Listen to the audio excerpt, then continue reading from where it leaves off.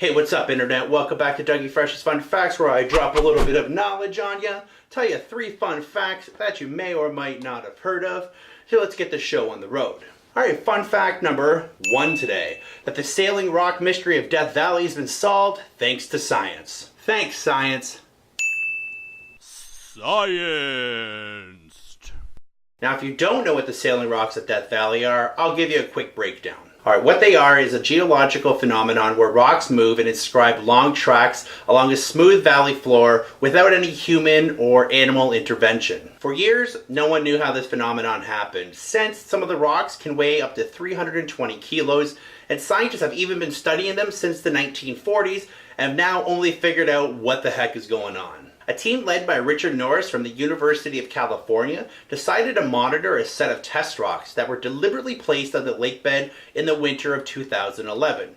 The rocks were watched remotely using a high-resolution weather station. The stones can sit there and not move for more than a decade, and the researchers were pretty confident that they wouldn't have any results for years. But to their surprise, the rocks began moving at the end of 2013. In 2013, researchers discovered that the playa was covered with a pond of water about 7 centimeters deep.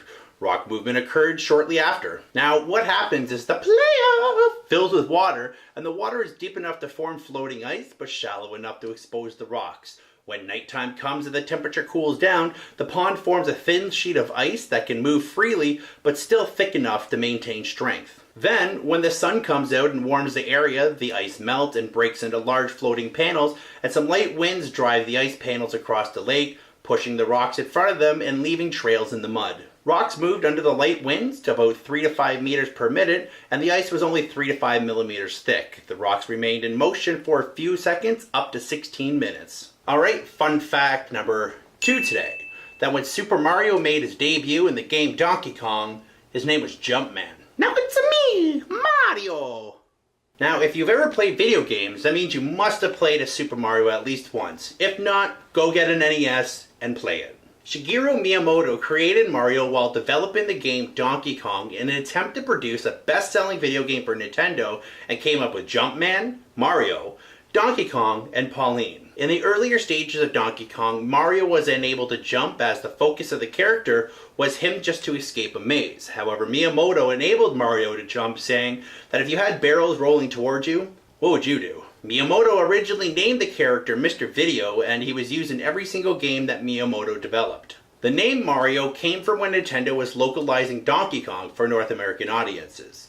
Nintendo America's warehouse landlord, Mario Segall, confronted the current president of Nintendo demanding back rent. Following a heated argument in which Nintendo employees eventually convinced Segall he would be paid, they opted for the character's name to be Mario after him. Miyamoto also commented that if he kept Mario's name as Mr. Video, that he would have disappeared off the face of the earth.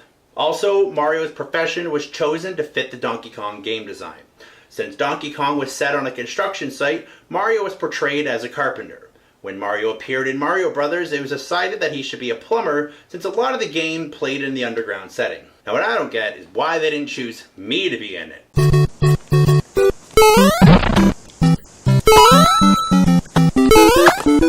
Alright, fun fact number 3 today, that whales, or at least their ancestors, used to live on land as well as water.